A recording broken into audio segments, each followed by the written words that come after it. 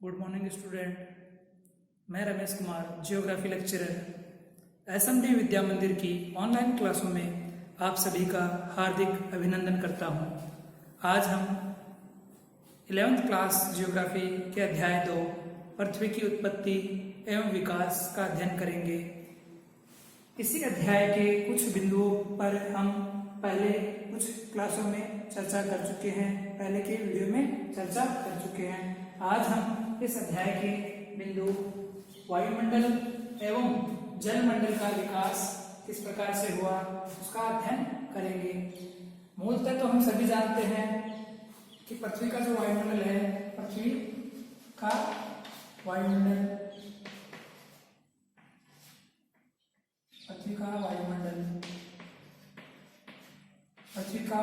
जो हम सभी जानते हैं अधिकांशतः नाइट्रोजन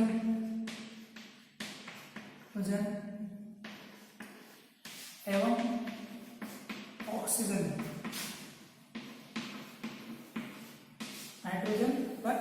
के संयोग से बना हुआ है। कौन सी गैस कितनी है, क्या है, किस प्रकार से वायुमंडल की संरचना हुई है, तो वायुमंडल की संपूर्ण संरचना हम आगे आने वाले अध्याय में करेंगे, जिसमें केवल वायुमंडल के ऊपर चर्चा होगी। यहाँ पर केवल वायुमंडल और जलमंडल का विकास किस प्रकार से हुआ पृथ्वी की उत्पत्ति के साथ, उसके बारे में संक्षिप्त जानकारी देंगे या जानकारी प्राप्त करेंगे। तो पृथ्वी का जो वायुमंडल है, उस पृथ्वी के वायुमंडल और जलमंडल का विकास विभिन्न क्रमों में हुआ है। तो वायुमंडल जो पृथ्वी का वायुमंडल है, उसके निर्माण की 3 अवस्थाएं मानी जाती है। पृथ्वी के वायुमंडल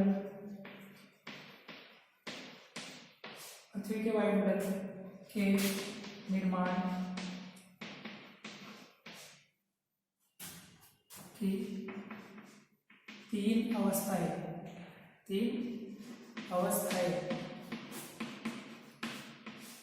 मानी जाती है।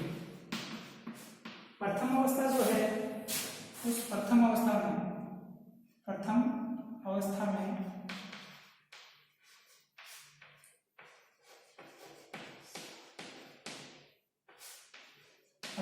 में क्या हुआ, पृथ्वी पर जो आदिकालिक गैसें थी, पृथ्वी के निर्माण के समय जो हाइड्रोजन, हीलियम और अन्य प्रकार की जो गैसें थी, उन गैसों को पृथ्वी के वातावरण से दूर किया गया।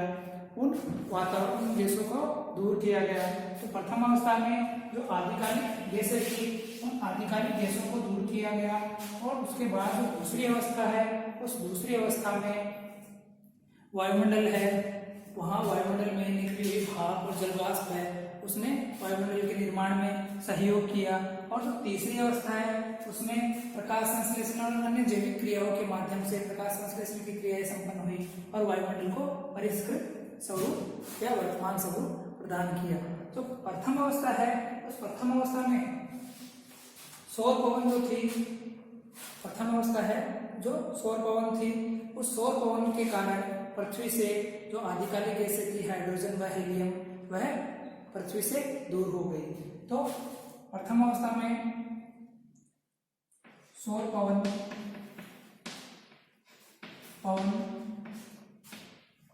के कारण प्रथम अवस्था में सौर पवन के कारण पृथ्वी के वायुमंडल या पृथ्वी से जो आदिकालिक गैसें थी, सौर पवन के कारण पृथ्वी के वायुमंडल से हाइड्रोजन या आदिकालिक गैसें लिख देते हैं, आदिकालिक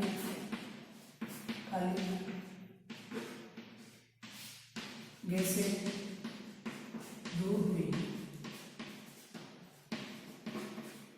यह केवल पृथ्वी के वायुमंडल में ही ऐसा नहीं हुआ था कि सौर पवन के प्रभाव के कारण पृथ्वी के वायुमंडल से यह गैसें दूर हुई, बल्कि पृथ्वी सहित जो अन्य पार्थिव ग्रह थे, उन अन्य पार्थिव ग्रहों के वातावरण से भी यही क्रिया हुई।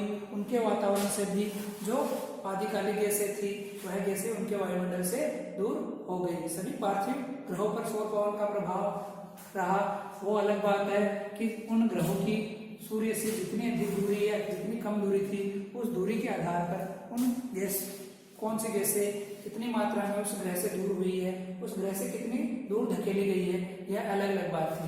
तो सबसे पहली अवस्था में क्या हुआ, सौर पवन के कारण पृथ्वी और पृथ्वी सहित अन्य जो ग्रह थे, पार्थिव ग्रह थे, उनके वायुमंडल से आधिकालिक गैसें हैं, हाइड्रोजन, हीलियम जैसी कुछ गैसें हैं, उन गैसों को पृथ्वी के वातावरण से दूर किया गया, पृथ्वी के वातावरण से दूर धकेल दिया गया।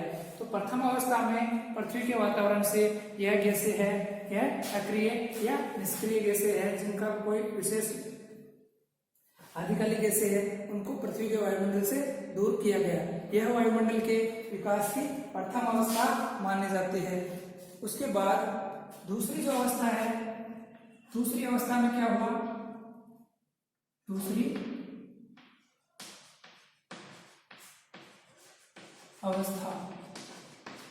अवस्था में क्या हुआ, यह दूसरी अवस्था में जो विभेदन का दौर हुआ, भीषण टक्कर हुई, उस टक्कर के कारण पृथ्वी का जो वायुमंडल है फिर से गर्म हुआ और गर्म होने के कारण पृथ्वी गर्म होने के बाद जैसे जैसे यह वायुमंडल वापस धीरे धीरे ठंडा होने लगा और विभेदन के दौरान ठंडा होने लगा, तो विभेदन के दौरान टक्कर के कारण पृथ्वी के आंतरिक भाग से जो गर्मी थी, गर्म जल वाष्प है, वह पृथ्वी के वायुमंडल में पहुंची और यह पृथ्वी के अंदरूनी भाग से बहुत सी गैसें वह जल वाष्प बाहर निकली और इसी के कारण वायुमंडल का उद्भव हुआ, वायुमंडल का उद्भव हुआ।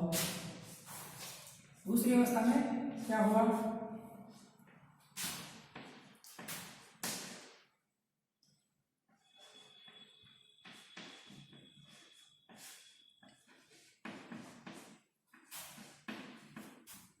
विभेदन के दूसरे चरण में पृथ्वी के आंतरिक भाग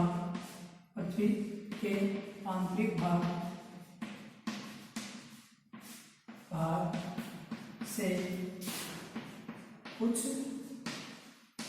गर्म गैसें एवं जलवाष्प, कुछ गर्म गैसें एवं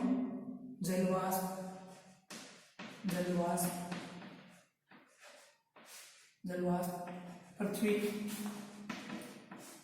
के वायुमंडल में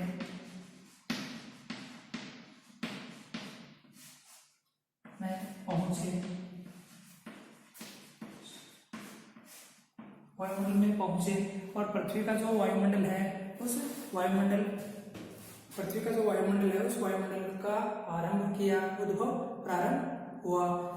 आरंभ में जो वायुमंडल है, वायुमंडल में जल वाष्प, nitrogen, carbon dioxide, methane, ammonia अधिक मात्रा में थे और स्वतंत्र मात्रा में ऑक्सीजन की बहुत ही कमी थी। यह जो गैसें निकली थी, इन गैसों में जल वाष्प, नाइट्रोजन,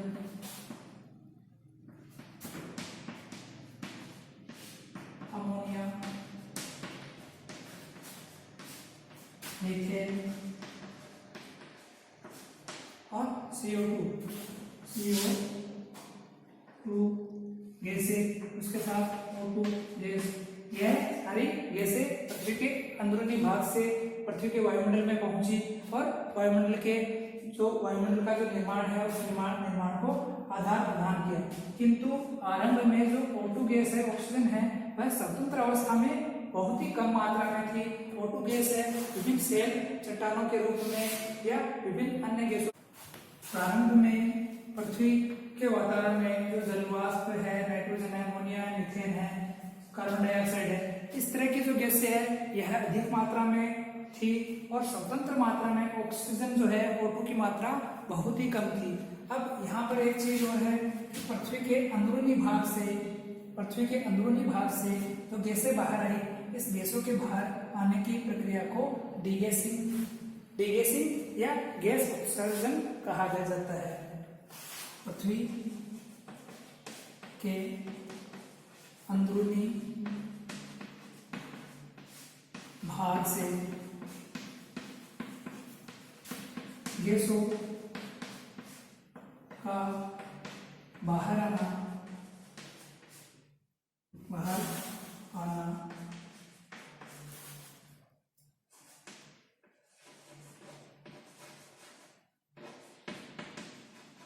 डिगेसिंग या गैस उत्सर्जन।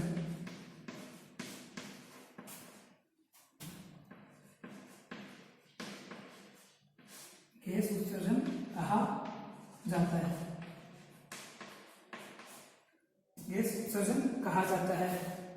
समय बीतने के साथ यह गैसें पृथ्वी पर किस क्रिया के बाहर आई? वह अलग अलग क्रियाएं थी। डिगेसिंग की क्रिया हुई।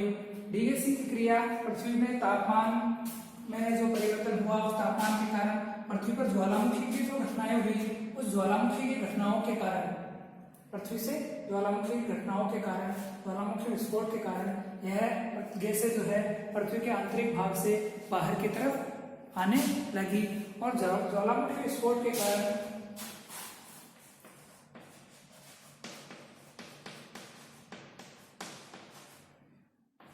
ज्वालामुखी विस्फोट के कारण वायुमंडल में जलवाष्प की मात्रा है वह बढ़ने लगी।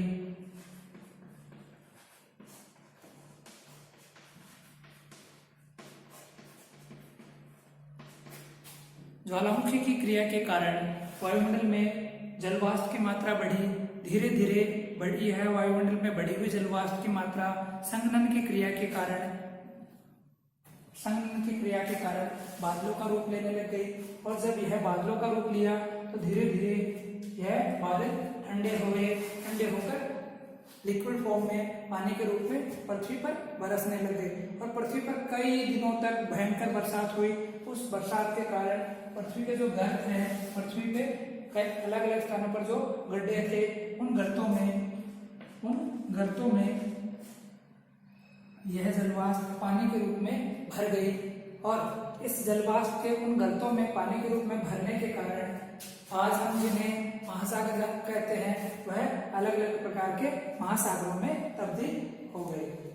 तो ज्वालामुखी विस्फोट के कारण वायुमंडल में जलवाष्प की मात्रा बढ़ी और संघनन की क्रिया के माध्यम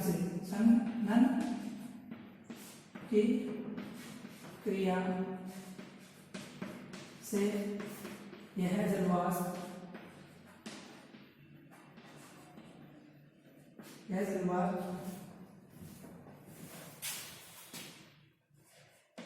बादलों के रूप में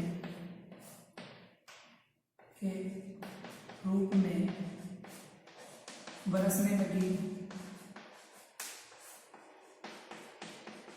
और पृथ्वी पर स्थित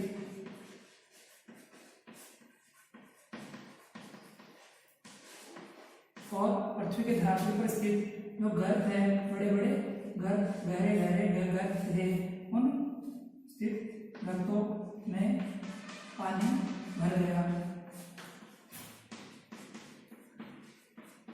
जिन्हें हम आज महासागर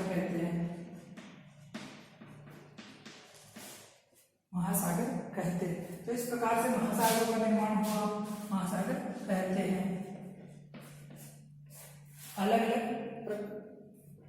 महासागरों के नाम से हम जिन्हें जानते हैं, तो इन महासागरों का निर्माण इसी प्रकार से हुआ। अब पृथ्वी की प्रथम अवस्था में वायुमंडल की जो आधिकारिक गैसें है उनको दूर किया गया। दूसरी अवस्था में विभेदन के का जो दूसरा चरण था उसमें पृथ्वी के आंतरिक भाग से जो गर्म गैसें एवं जलवाष्प थी वह पृथ्वी के धरातल पर आई और धरातल पर आकर यह जलवाष्प संघनन की प्रक्रिया के माध्यम से बादलों के रूप में बरसी।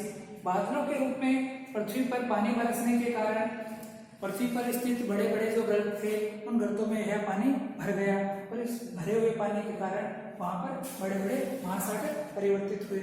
इन महासागरों में उपस्थित जल, वायुमंडल में उपस्थित गैसें और सूर्य के ताप के कारण एक प्रकाश संश्लेषण की प्रक्रिया शुरू हुई और उस प्रकाश संश्लेषण की प्रक्रिया के माध्यम से जल में, प्रकाश संश्लेषण की प्रक्रिया के माध्यम से जल में जीवन का उद्भव प्रारंभ हुआ।